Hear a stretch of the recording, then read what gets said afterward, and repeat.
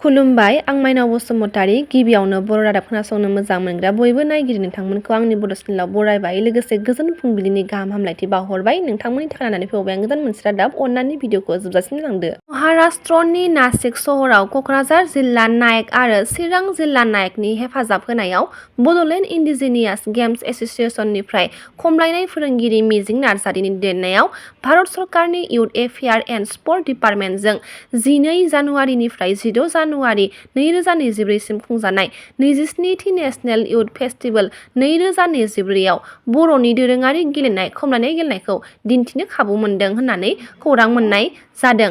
बे खमलायनाय गेलेनायखौ दिन्थिनो थाखाय चिरां जिल्ला, क'क्राझार जिल्ला, बाक्सा जिल्ला आरो उदालगुरि जिल्ला मोनब्रैबो जिल्लानिफ्राय गासै 16 जन हौवासा हिन्जावसा गेलेगिरिफ्रा बाहागो लादों।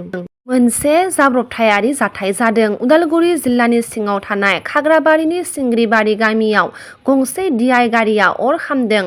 मैया फुंनि 11 रिंगासो समाव गंसे DI गारिया सिंग्रिबारि गामियाव जिगाब लायनो थांदोंमोन होननानै मिथिनो मोननाय जादों। जिगाब लायना फैनानै लामानि कारेन्ट तारखौ बोखारनो नागिरनायावनो कारेन्ट तारा नांजाबनानै DI गारिनि जिगाबाव हरखाबै अर जोङो। बे अर जोंनाय गारिखौ खोमोरनो थाखाय दैमायाव लांदोंमोनब्लाबो लामा ससेयावनो गासैबो अरा खामजोबना सेवहांगार जादों होनना खौरां मोननाय जादों। सुमित नागलआ अस्ट्रेलियान अपेनआव जारिमिन रनसायबाय।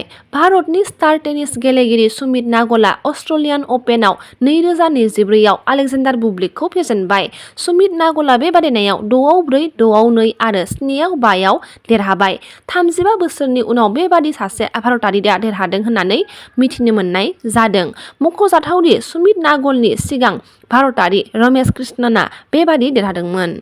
BTR सोरखारनि हेफाजाबजों फैगौ 27, 28 आरो 29 जानुवारि सानथामनि हाबाफारिजों क'क्राझारनि सान्दामारियाव थानाय बड'फा कालचारेल कमप्लेक्सआव खुंफुंनो थाखाय साखाफारा जादों। थामथि क'क्राझार थुनलाइयारि फोरबो एबा लिटेरेरि फेस्टिभेलखौ इउटुबार एनिथिं एमजिनि सायाव सालाकाथि दख'रा एबसुनि गोख्रों फिनजाथाय।